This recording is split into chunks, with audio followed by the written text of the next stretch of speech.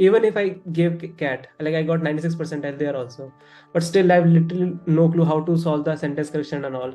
The biggest challenge for me is the verbal section, because when I first gave GMAT, in like GMAT mock I gave in official MBA.com, I got 660, and then the quant side I got like 50 out of 51.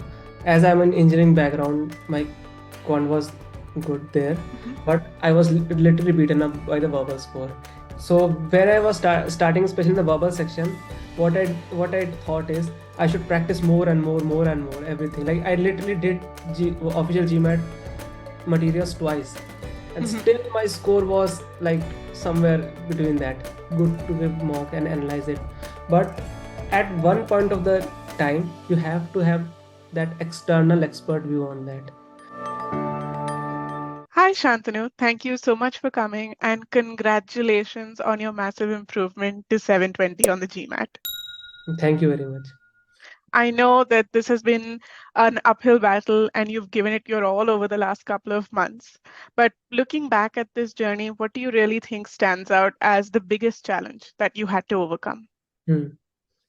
So the thing is, the biggest challenge for me is the verbal section, because when I first gave GMAT, in like GMAT mock I gave in official MBA.com, I got 660, and then the quant side I got like 50 out of 51. As I'm an engineering background, my quant was good there, but I was literally beaten up by the verbal score. Every other question I was doing wrong. I was guessing that time. I have no clue how to solve it. Even if I gave cat, like I got 96 percentile there also, but still I have literally no clue how to solve the sentence correction and all. And to be honest, I literally ran out of time. Last 7 questions I left last 7 questions. So the biggest issue was my verbal section, especially the sentence correction one. But it's clear that from where we're sitting now that you've managed to conquer that, right? You've come out stronger on the other side. And I think you've had a lot of great learnings on that journey overall.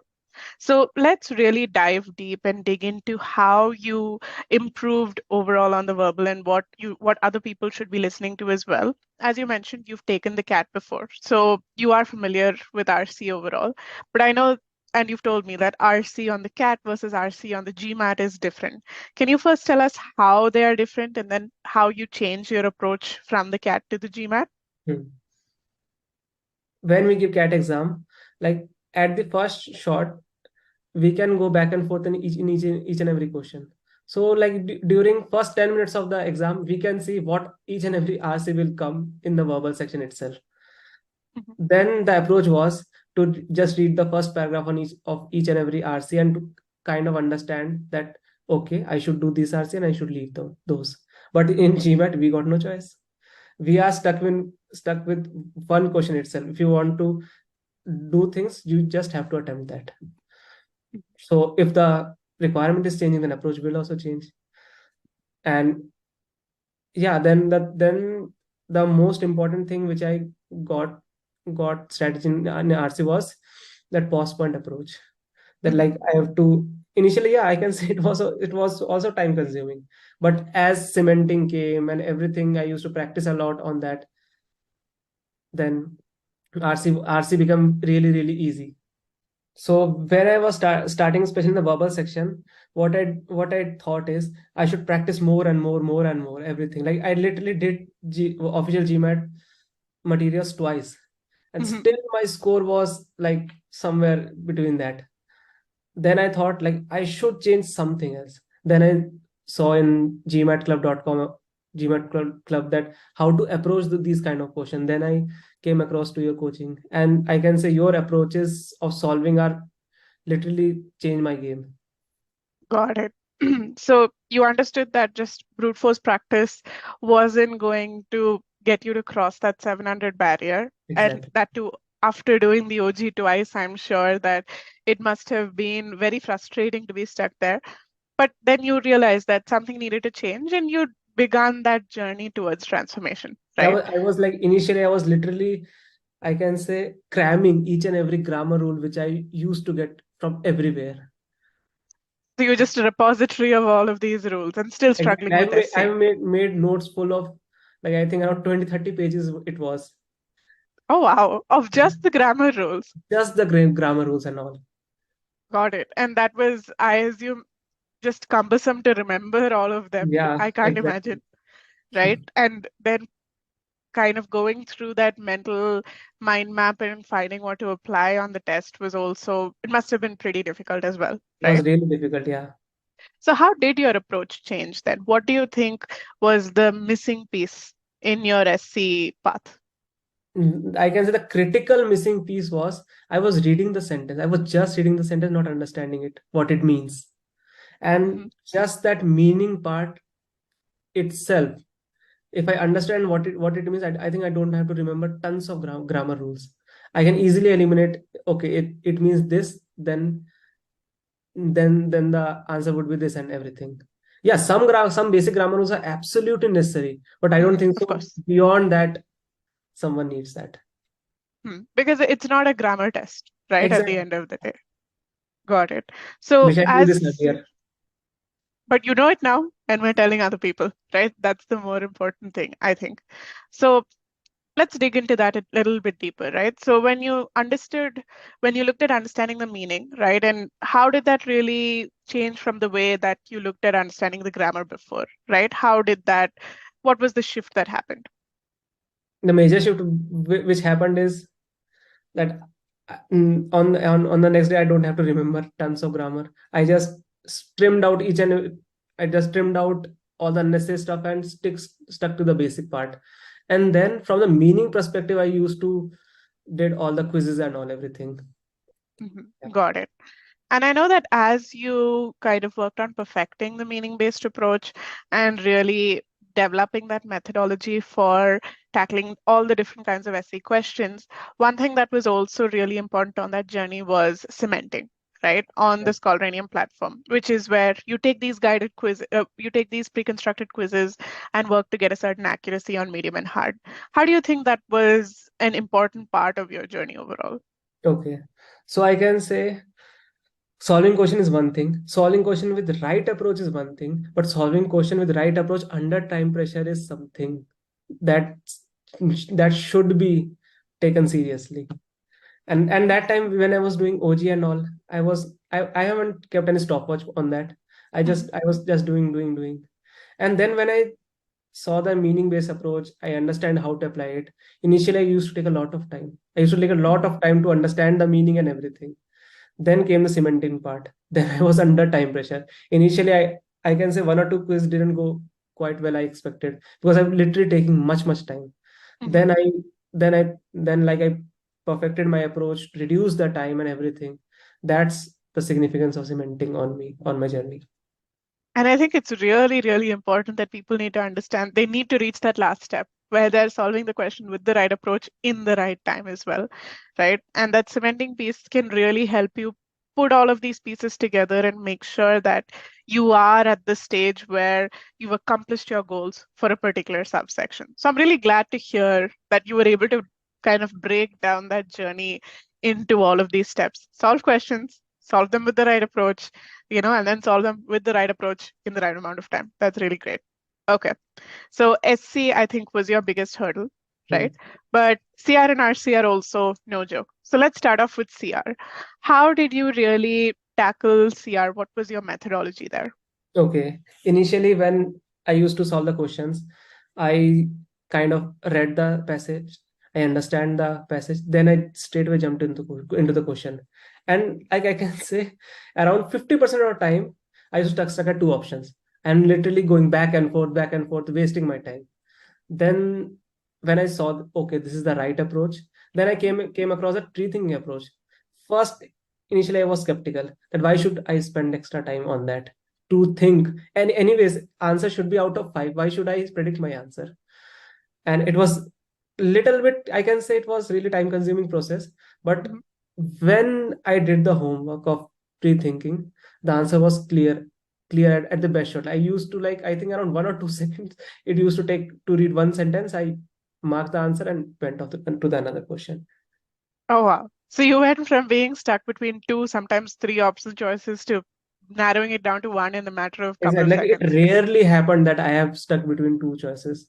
And if Oh, that happened, it would be a very hard question. oh. And of course, that's what hard questions are for, right? To keep you Exactly. in that state. Got it. So that's how you tackle SC. That's how you tackle CR. And then let's move to RC. So now you had all your ducks individually in a row, right? You had your SC, you had your CR, you had your RC. And I know at this stage, we took these individual elements to the next level with something called test readiness, where we took mixed quizzes and worked on various test taking aspects. Why is test readiness important and how did it really help you? Okay. So first of all, the test readiness has a diversity. In cementing, we used to get only single kind of question. Like if it's a sentence correction cementing, it is a sentence correction cementing will be. And as we know, the approach of RC, CR, and SC, they differ very widely. Mhm, mhm, During the initial part of test readiness, when the question used to flip, I was like literally I have to change the approach and everything. That approach switching speed mhm. and the elegance, that that thing was built by test readiness. Very, very well put. And And moreover, the stamina, I can say, because when I gave initially mock, mhm, I literally left 7 questions on that. I literally left 7 questions. And then in this test readiness, it was there like you have to work under 1 hour, 35 questions. mhm. From there, my stamina was increased. Got it. So you went from leaving 7 or 8 questions on the mock test to being able to tack 35 questions in an hour or so, right? So I Yeah. think it sounds very small, but that's a substantial amount of progress that you've made overall, because it's not easy to get to every question on the GMAT. It is, in fact, extremely, extremely difficult. So I'm glad that test taking, the test readiness phase really helped with those test taking skills overall, right? Hmm. And I know that as you were going through this journey, I was acting as your mentor. And a lot of people go through this GMAT journey alone. A lot of people debate on the importance of a mentor. So, how do you think a mentor helped you personally? And what was the benefit of having someone there? Okay.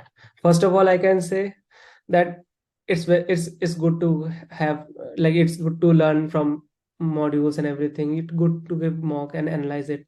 But at one point of the time, you have to have that external expert view on that. Because I myself I didn't thought that I should do the all the seven like all the 35 question in one sitting and everything. That angle was given by you only. Then you pinpointed each and every weakness of a weakness of mine, which personally I like I didn't even saw that.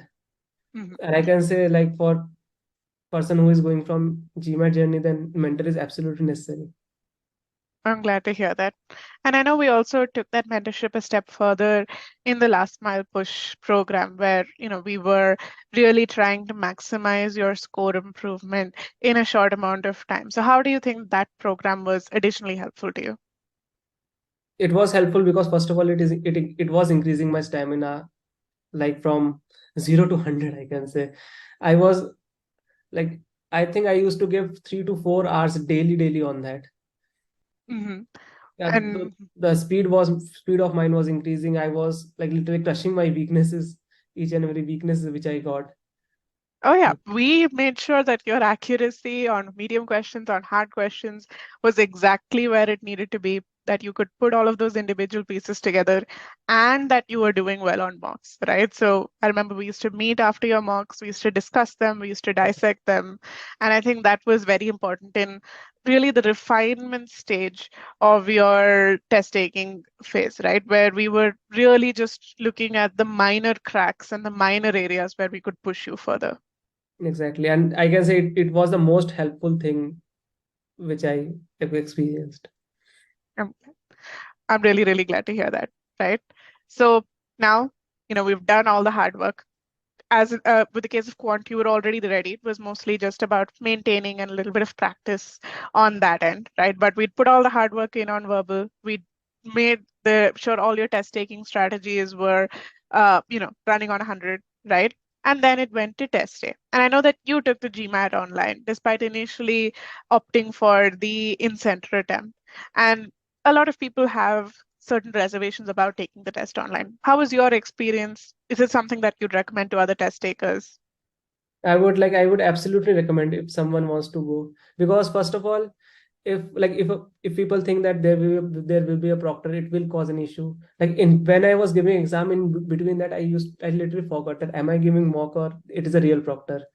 Like the proctor won't say to you anything, just camera will be on, that's it. So I can say like someone should go for online test center, because online exam, because anyways their comfort, they will choose where to give exams and all. That's true. I think around 5 to 6 minutes something. Yeah, to having 5 to 6 minutes for your last question on the actual test day. You've made that huge jump. You've worked on your biggest weakness, which was SC. You've developed a methodology to run straight to the correct answer in CR. And for RC, where previously you would skip an RC or two in the CAT exam, now you had a methodology to tackle each and every RC passage put to you effectively, right? So the amount of learning that you've put in is massive. The growth is huge. So if you standing here with your 720 had to look back at the Shantanu from a couple of months ago who was just starting out on his GMAT journey, what would you really say to him? Okay, first, the most important thing I would really say, just don't blindly practice question. First, learn the proper approach. Literally, learn the proper approach first. Just wait to learn the proper approach.